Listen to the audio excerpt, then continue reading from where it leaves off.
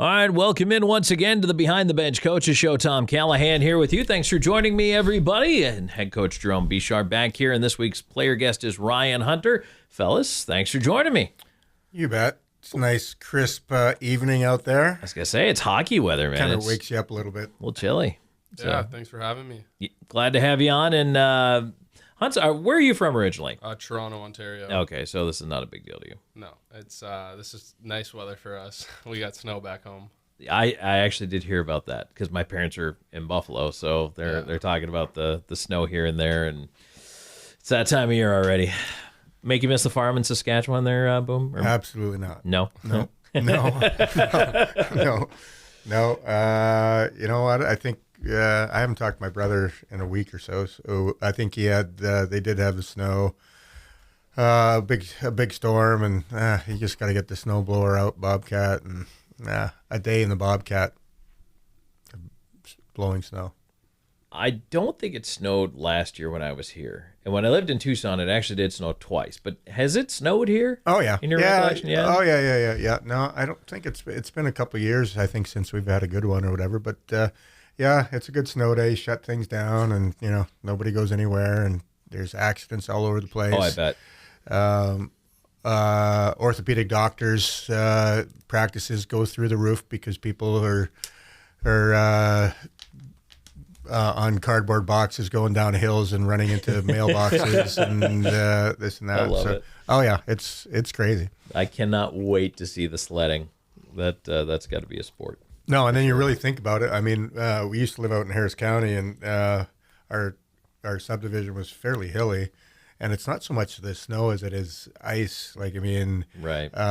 My wife's a nurse and working in the hospital. Like, I mean, she wouldn't park she would park outside the subdivision, make sure she would get out, be able to get out. Interesting. Go to work. Wow. And that's, around here. That's a good Canadian girl, hey, I'm not taking can't take a day off, gotta go, Well, that's the worst fear right there, is that rain to snow and ice. Right. Like, that's the worst case scenario. Nobody likes ice. No. Unless you're a hockey player. Yeah, sometimes. She could have just skated to her vehicle. Yeah.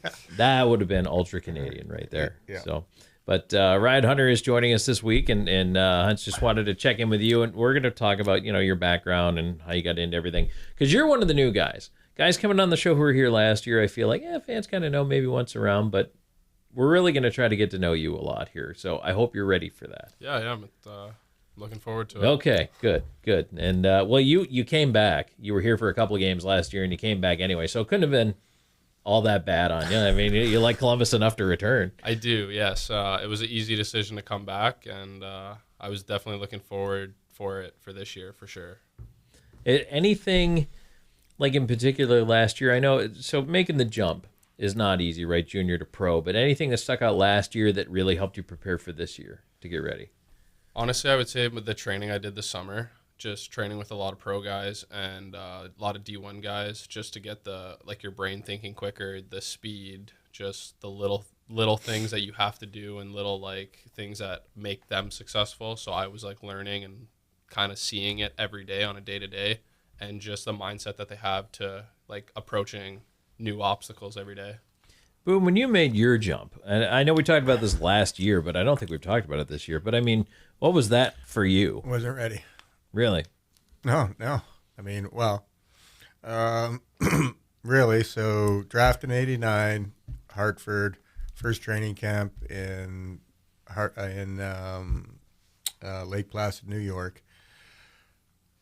Thank God they had two ice rinks, a small one and a big one. The 32 and the 80, yes. And I always drew the short end of the stick and was on the big one all the time, and that's not my game. Yeah, that's 100 feet wide right there. And be honest with you, I mean, being in the WHL and being kind of the big dog and whatever, and I probably take a lot of stuff for granted. Was never skilled in this. So, anyways, I don't think I was in any of the shape I needed to be in and whatever. So got sent back to junior, had a great year in junior, and then Hartford never signed me, and then I just signed a trout agreement with LA. And the next year, though, I was somewhat prepared. I was a lot prepared. So I think they had 80 guys at training camp that year. They were they were going for, or actually even more, maybe even 100. I don't know. They were going from moving their farm team from New Haven, Connecticut to Phoenix. So they were in a transition year, and they actually, well, it was 2 years. So they actually needed to fulfill 2 years of, New Haven and Phoenix. Interesting. I did not know that. So, right time, right place. Tom Webster was the coach in LA. Or actually, was it Tom? What's Webster? It would have been. Yeah, it was Tom. Webster. Well, his brother Barry was our president of our junior team. That's the connection how I got to training camp. So 1, check, know somebody. Yeah. 2, work your butt off. 3, Marcel Como was the coach in New Haven, and he coached in Saskatoon with the Blades for 4 years while I was playing against them all the time. So check 2, he kind of knew who I was, and what I could do, whether I was prepared or good enough to be there. So anyways, so second year I was prepared. I was probably out of 100 guys at training camp, I was like, my VO2 was the second highest out of 100 guys. So, I mean, still couldn't skate a lick, but I mean, I was in shape. Right. So anyways, and then at that point, block shots, do whatever. And, the coach pretty much said, hey, listen, you're nothing but a 10th forward, and you'll kill penalties if you can stay out there for 2 minutes and don't hurt the team. I have no problem with you doing it. Block shots, somebody gets hurt, you'll play, whatever. So turn out, and as a 10th forward, I mean, you probably don't know, but you kind of know. Yeah. It's tough. You can't, it's really tough to get into the game and feel part of it. And, basically you sit there, wait for, hey, your turn. And it could be 10 minutes and not get a shift. But I mean, I was the type of guy that I was able to handle that, and I could sit for 10 minutes and not really miss a beat. It's not like I was scoring a whole lot of goals anyways, but I mean, as long as at that point you're just eating minutes and, making sure you're getting the puck out and not costing anything, and throw in my little bit of tenacity and my willingness to tick people off, I would pick the biggest guy out there and go at him and stick him a little bit, and all of a sudden we'd be on the power play and whatever, and, you block shots. And anyways, I found a niche for myself. So, but anyways. And it led you to this microphone here today. Yeah. To one of the most hated players ever played in minor pro. Well, I guess it depends whose jersey you were wearing. Well, no, I mean, everywhere I was, everyone, obviously enjoyed me on their team. But, Sure. I mean, to play against, people really wanted to hurt me. Yeah. Well, and just to...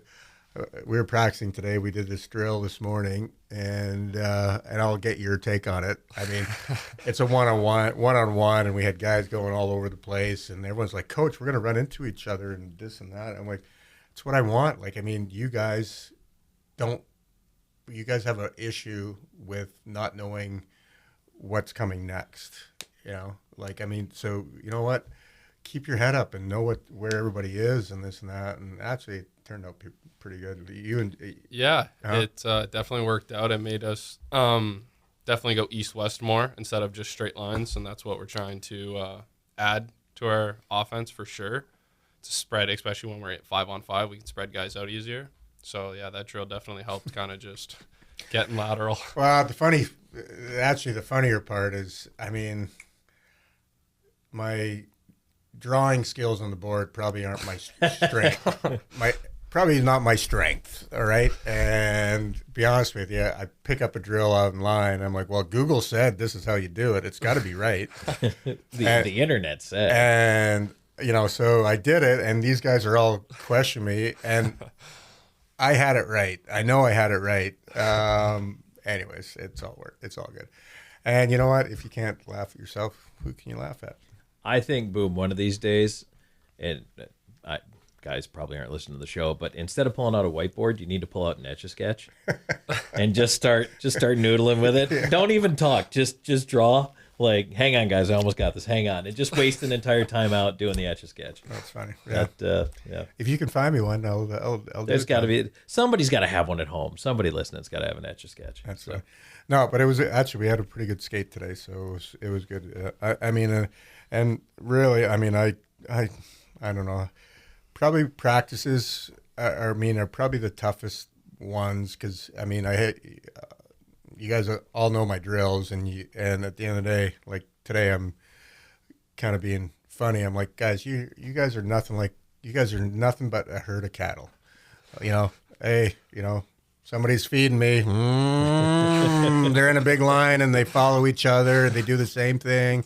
Oh yeah, we're getting milked. I'm getting fed. I'm gonna get milked here, so just do the same thing. I'm like, guys, so with practice, I really do, stresses me out just to try to find different stuff for them to get them thinking, and it's all the same stuff that we're going to do, but just in a different version to make them think a little bit, because you tend to get into ruts, I guess. And I mean, that's kind of that's the challenge when you're trying to motivate players, is to keep it interesting, right? And to try to keep them engaged, especially, I don't know. And this is more, I'm interested in your opinion, but, and Ryan, you can chime in on this too, but do you have a shorter attention span to deal with in today's player? You know what? I mean, I tend to talk too much and explain and which is awesome for my job. And it's not so, and I know you can chirp me. I'm not gonna skate you tomorrow, Huntsy. I tend to go off on. It's not even about the drill. It's probably more of a learning lesson or whatever. It's more of a story or whatever to get my point across, and that I lose their attention with. Video sessions, we don't do. If I had a stronger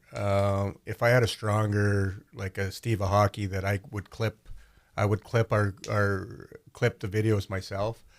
I would probably do a whole lot more video, this and that. But even at that point, you can do way too much, and the boys start zoning you out.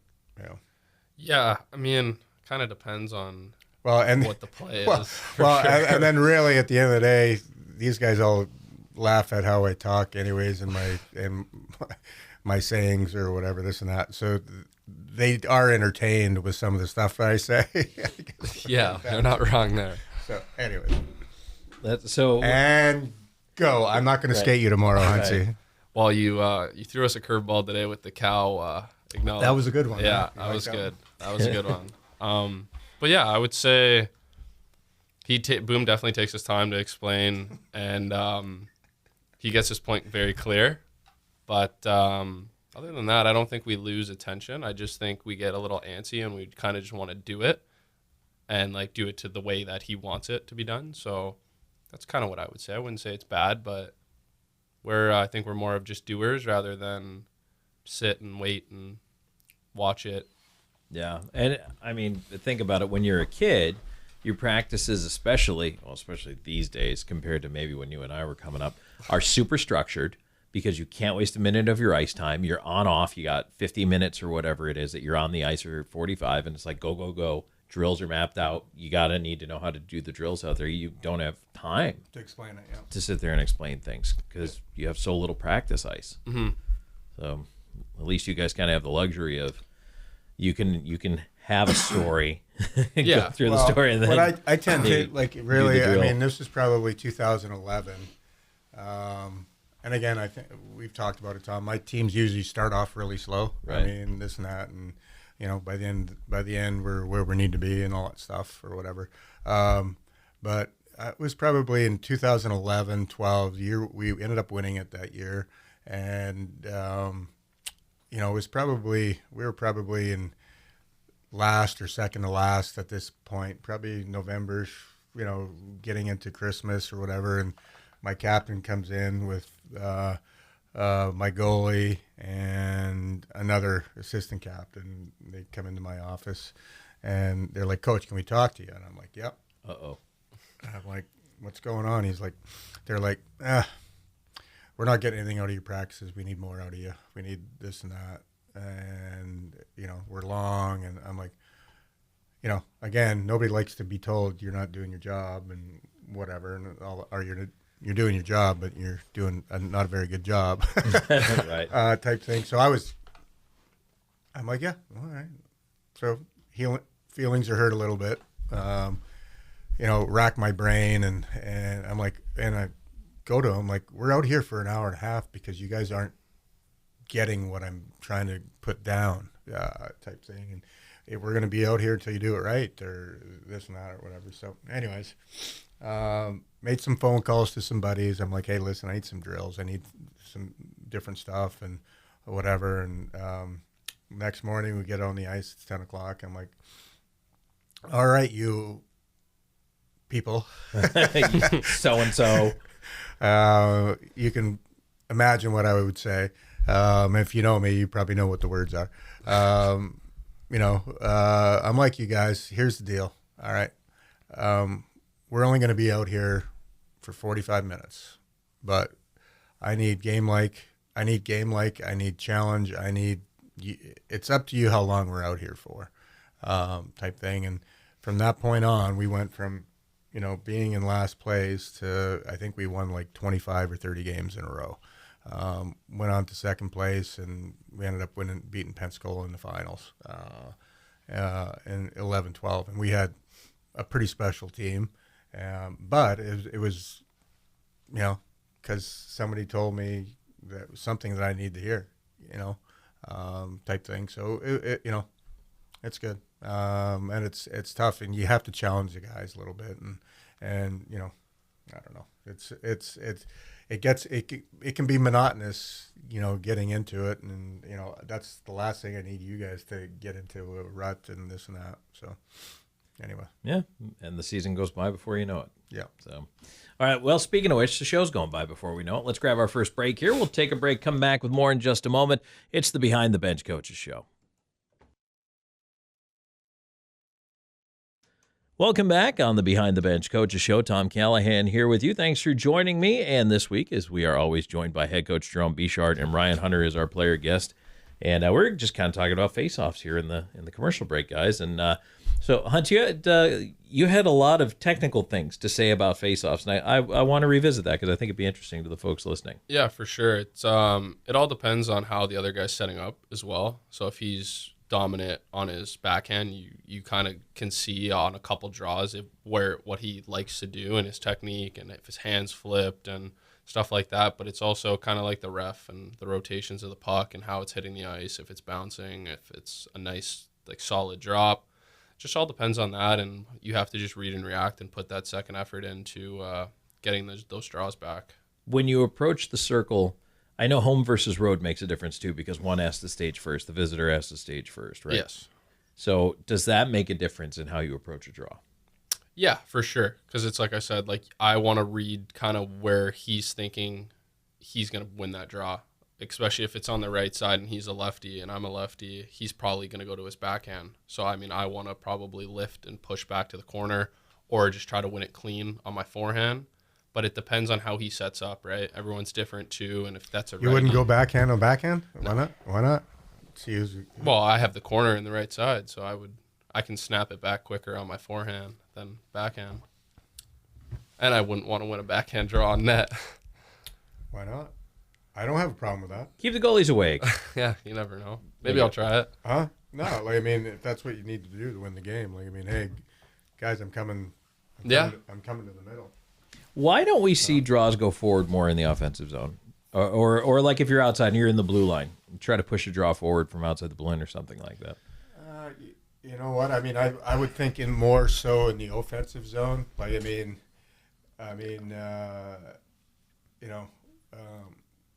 couple of years ago, well, actually, it was 2017 when we left, and a buddy of mine invited me, and I don't know if I might have told you the story already.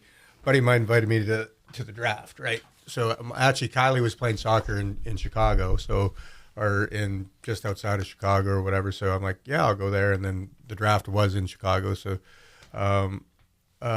my buddy Jason Fitzsimmons was like, just come on up and drop. We're at the hotel here. Just come in and kind of see us or whatever. And during the day there was a coaches clinic or whatever. So you got every NHL coach, minor league, like American League guys, minor league guys, and it's a coaching clinic, and junior guys and all that stuff. And it was like $400 to attend this. There's probably 3,000 coaches there, right? So you go into the hotel. I mean, and I knew a couple of the guys or whatever, and say hello to the guys or whatever. And it was a break, so everyone's coming out. I felt like I was a kind of a hooker at a hotel. Like I wasn't supposed to be there, but I was. So I was just kind of skulking around a little bit, waiting to see somebody that I knew, kind of, hey guys, I'm here, whatever type thing. So, anyways, got to them, and the next presentation was Barry Trotz on Faceoffs, and so it starts to go, and they're like, "Come on, Beach, let's just go in there." I'm like, I didn't really pay, probably shouldn't, don't really want to, but okay. If I'm walking in with a couple, all right. If I'm walking in with a couple NHL guys, I should be all right. They shouldn't kick me out. So, anyways, the gist of basically the story was, like, Barry Trotz is like, hey, we were in the playoffs, and we got all these offensive zone draws, plays, and you can drop all the plays you want. If you don't win them, it's irrelevant. And they were getting murdered on draws. I forget who they were playing at the time. So he's like, well, if we can't beat them, we're just going to start jumping and act like we're gonna lose everyone. So that's how they rectified that. They started anticipating the loss all the time. They weren't even trying to win it. They were going forward, and guys were just jumping and this and that, which totally changed everything up type thing. So, I mean, to your point, there's sometimes you can go ahead with it and whatever. So, and I know, maybe it was you last year. I think I don't know, you came for 2 games. It might not be for you. Or I think defensive zone. I think one of their guys went forward on you or whatever and made a play to the net, and I forget who it was, but they're the older guys and this and that, and I mean, you just got to be prepared for it. Do you remember that? I do. Yeah, I think it was in the neutral zone. Yeah. Anyways, you kind of just pop it through, and it's like a little one-touch deke, and if that center doesn't tie you up, you're gone. Right. Yeah. So, like I used to do it in junior quite a bit, and we had a couple plays backdoor like that. But it works. But if it doesn't, just everything. Just everything. Communication is everything. And you know what? I was looking at another kind of presentation, and it's about puck retrieval and communication and this and that. Like a guy's chasing you. Like, I mean, just kind of what we were talking about today is like, we're so unaware. Like, what coaches, hey, shoulder check, that's so peewee hockey, right? Yeah. and it's really not. You look at the NHL guys, like, I mean, before they're skating the pucks, even in the offensive zone, they're the puck's right there. And, I know where the puck is, and it's a foot race, but I'm still evaluating where everybody is. And you know what? As soon as I get it, I know I'm going to throw it my backhand over to this area and type thing or whatever. And it seems so minor hockey league-ish, but I mean, we don't do it. We don't do it very well. We get the puck, then we decide what we're going to do with it. You got to know what you're going to do with it before you get the puck. Yeah, and I mean, when you've got everybody coming in, I mean, again, if we want to be a puck possession team, I know we talked about this for the TV show earlier today, but I mean, it's not only arriving with the puck sometimes you're coming in off the rush, but it's also the retrieval of that puck. Right. No, for sure. And I mean, I thought actually on our power play this weekend, our puck retrievals, when we did take a shot or whatever and it was stayed in our end, I thought our puck retrievals were really, really good. We were kind of 3 guys on the puck. If they had 2, we had 3. If they had 3, we had 4, And more times than not, we won the battle and made it a simple play, and we attained it. We didn't score after it, but that's all part of it. Going back to faceoffs just for a second, and speaking about kind of burning that extra man in a battle, how fast do you want the wing in on the center helping out? Or is that a case-by-case basis? Is it a judgment call? Like, how do you know when to get that second guy in there to help win that draw? I think the second guy has to be there all the time. I get upset when it is a 50-50 draw and he's tied up and we lose the draw. And I'm like, the only reason we lost the draw is because our wingers didn't come in to help him and support. And again, it goes back to, and this is just my coaching philosophy, which is usually on the defensive side of things, where, you know what, in the offensive zone, I want to anticipate losing as opposed to winning. And if we can have our rotations off the draw to emulate a loss and or a win, and we're doing the same thing, where, if we lose into the corner, I'm sending my inside guy and my outside guy is coming over top, and we're scissoring this way or whatever you want to call it, over, under, or whatever. We're doing the same thing, but we're both jumping. My inside guy is jumping through the middle, and at the same time, if it is a 50-50, he's jumping. And at the same time, my outside guy on the wall is jumping over top. He's still jumping too, and he can help out type thing. And I don't know we're not very good on our draws as far as anticipation goes. I like to think you look at some of the stuff, even in the offensive zone, it's a 50-50 and their wingers blow through and all of a sudden they're on a 2-on-1 or a 3-on-2. I'm like, what the hell just happened? You're standing there flat-footed doing nothing. So, anyways. Tim, what's that like when the puck's down? How much are you communicating with the wingers, or is it just they have to know to come in? I think it's kind of just a read and react. Sometimes it's like you can win it, snap it back clean, and we're already in if we're in the D zone, we're doing our set play already, or same thing in the offensive zone, we're just running those routes. But usually it's nice when they come in and they kind of just see, hey, like, he's getting tied up a lot here, and let's help him out on that draw. Or like, especially if you're hot that night, the guy that's taking the draw against from you, he's gonna try to tie you up because he's not gonna win the draw clean. So it kind of just depends, but usually it's nice when the wingers can come in and help out and just get that back clean, so then we can start moving up ice or get that puck to the net. Especially with the new face-off rules now, you can't move it with your hand. You can't be, flat on the ice. Can't punch it along or any of that stuff. Yeah, it's changed. Well, and then 10 years ago too, when the NHL actually started calling the rules, as opposed to everyone. Before you could almost hike the puck, right? To the quarterback behind you. But I'm just talking about interference and running interference and all that stuff. Right. We're getting back to, at least in our league, you're getting back to being able to pick guys off of face-offs and run some interference. Mm-hmm. And I've seen it a couple times this year. Yeah. You think? Yeah. So, they're not calling it, and at the same time, that's interference, guys, all day long. The last 10 years or the last 12 years, what's going on? Yeah. I don't know. Anyways. All right, let's grab a break. We'll come back. We'll get to know Ryan Hunter a little bit more, so stay tuned. There's more coming your way in just a moment. This is the Behind the Bench Coaches Show.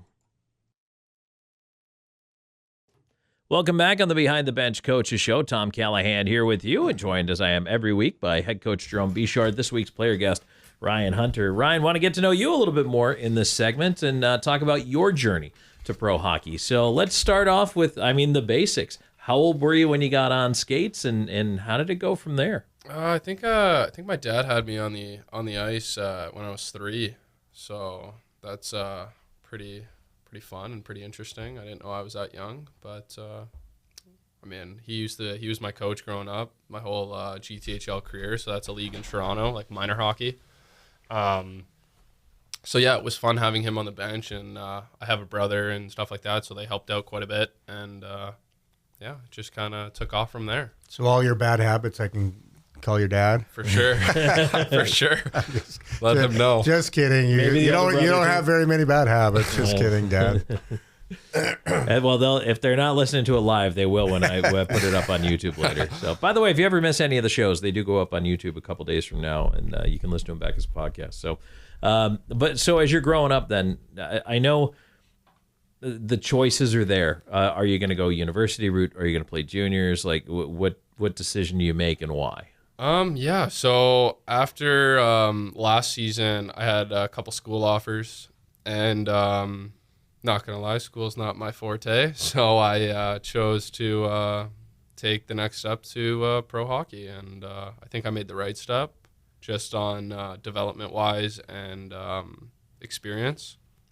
Because a lot of kids go to school for 4 years and then they make the jump.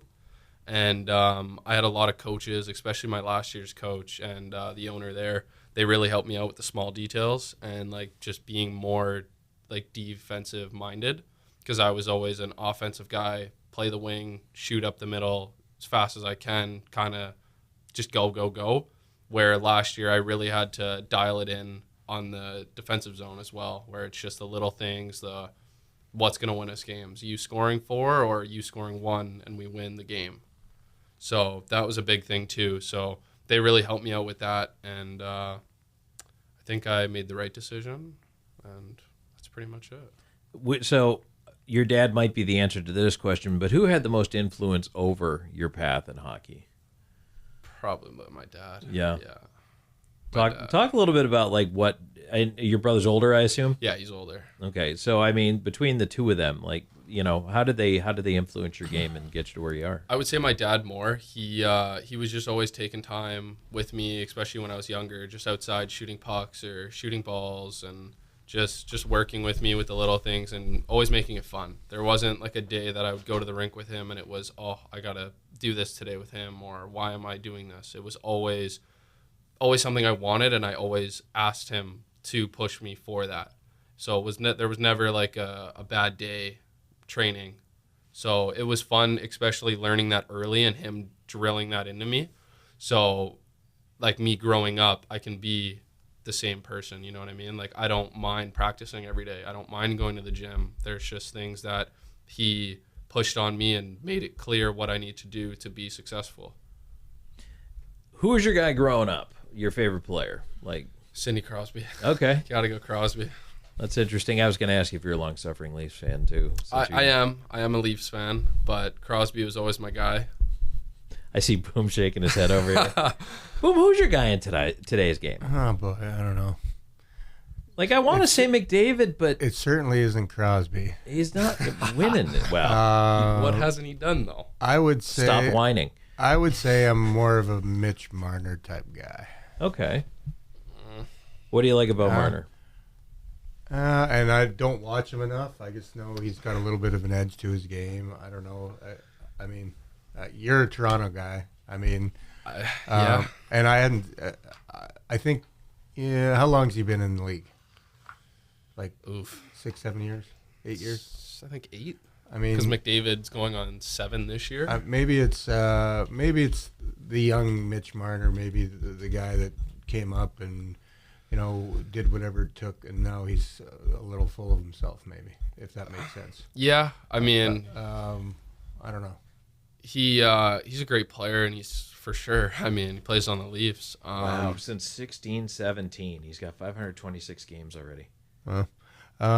Yeah, he's no. 26. I mean, I just think he was. I mean, and again, I don't watch him a whole lot or whatever, but I mean, early on when I watched him, it looked like he bought in, and you know, he'd block shots, he would do all the little things that a lot of people wouldn't do or whatever, and that's why he sticks out in my mind. But you know, the Tkachuk boys. I mean, I was never their dad's. You know, Keith.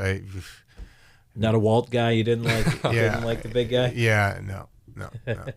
But the kids now, his boys. I mean, they play the right way. Mm-hmm. So, which one's your favorite though? If you had to pick one,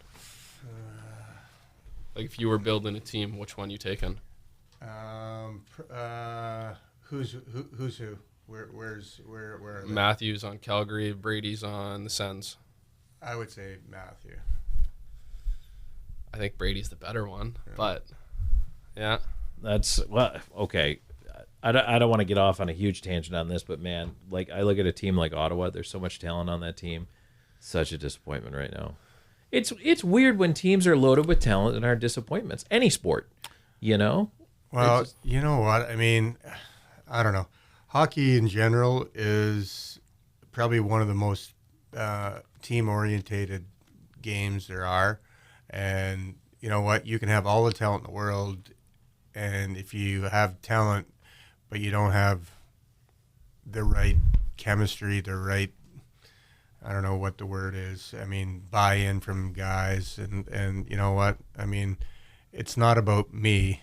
It's never been about me. I mean, if you play your game and play the right way, you're going to get your accolades. And it's more along the lines of guys wanting their accolades, and you know, it's more about me than it is the team. And I think if there's any issues with teams that are struggling, you know, I think it might be that. I don't know. Yeah, I mean, like I look at Edmonton, I understand there's no defense and no goaltending, but if I know that, how have they not rectified that in the 7 years they've had McDavid there? I don't know. That's also one of the weird things to me. I totally agree. How do you not fix that? I mean, how do you not draft? How can you not draft a goalie? You know, like it's been 7 years. How do you not draft a number one defenseman? You know, and let him grow into the role or whatever. I mean, it's mind-boggling. Yeah, it is a little crazy. All right, we're a little behind on breaks, guys, so we're going to take another quick one right here, but we will come back with more in just a moment on the Behind the Bench Coaches Show.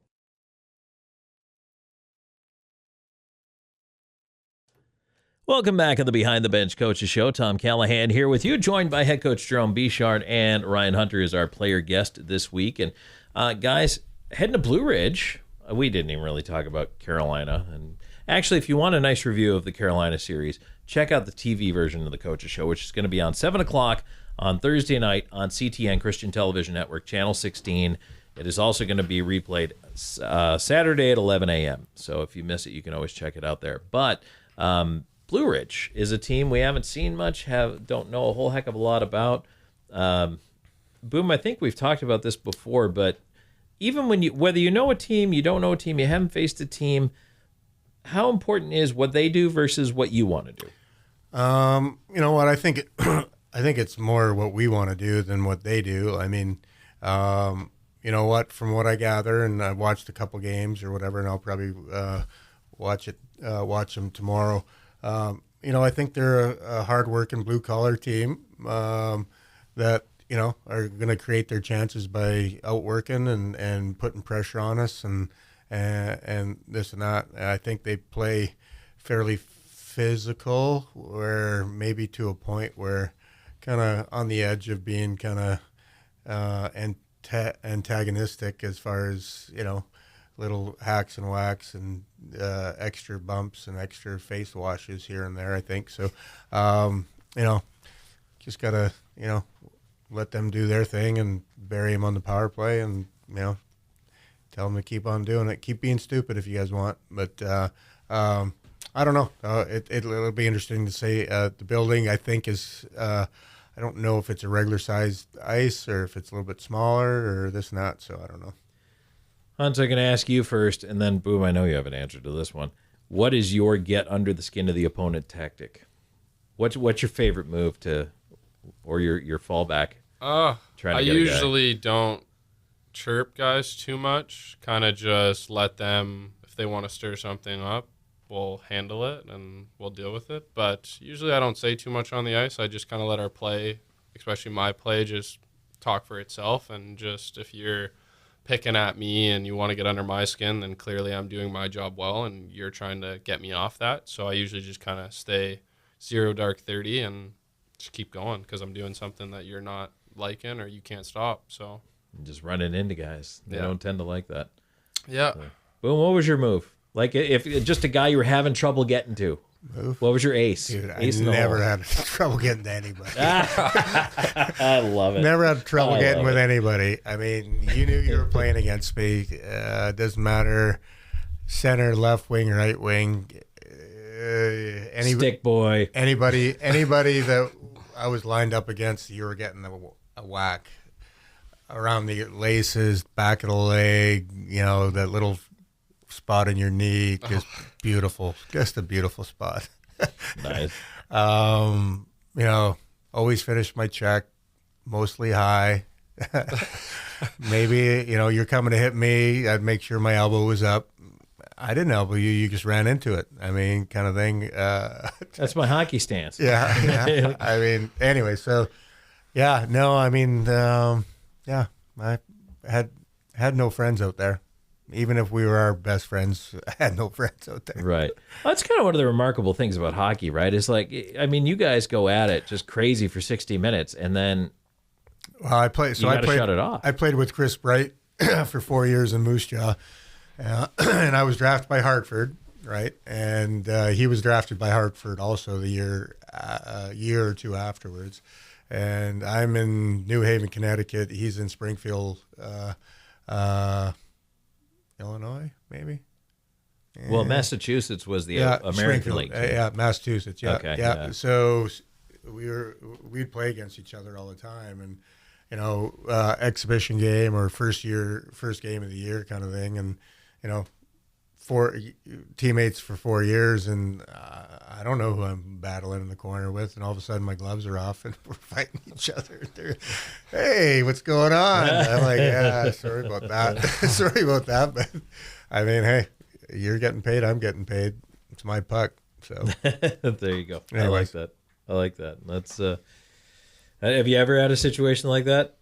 Yeah, definitely. I mean, I know Marquise Grant a little bit from back home, and but you're not friends with him. Come on. No, I'm not. But I know him, and we had a couple run-ins, and when we played Baton Rouge. But I mean, other than that, not too much. But I mean, you always know players on the other team that you might have been roommates with or played juniors with, and hockey's hockey. If you hit my teammate from behind, like, there's going to be consequences. So, yeah, no, that I mean, hey, that makes sense. So, all right, Ryan, I want to kind of finish off talking about your journey here too a little bit to come back to that. But just how are you finding your first year as a pro, as a full season now? You're into it, what, a month and a half, 2 months now? Yeah, I'm having a lot of fun. We have a really good team, a really older team, veteran team, and it's kind of like what I was saying earlier.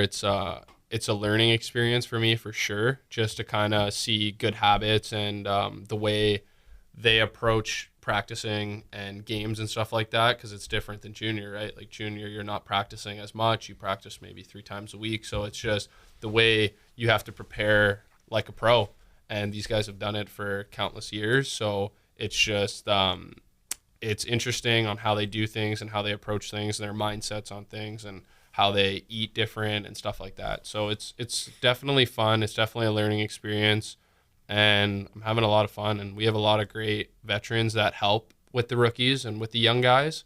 So there's no complaints. It's just really fun.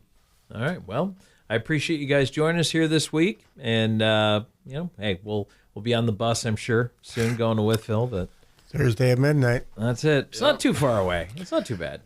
We have a great adult A game on Thursday, guys. If anybody wants to come watch a little men's league before you get on the bus. Wow. All right. 8:45. Worth the price of admission right there. There you go. Which I'm sure is free. So that you can come down and you can still cheer on. I can hardly move, but I mean, I love it. He lets that half clapper go, and you know it's him. every now and then. Fantastic. I love it. All right, guys. Thank you so much for joining us. It's head coach Jerome Bechard and our player guest this week, Ryan Hunter. We're back to wrap things up here in just a moment on the Behind the Bench Coaches Show.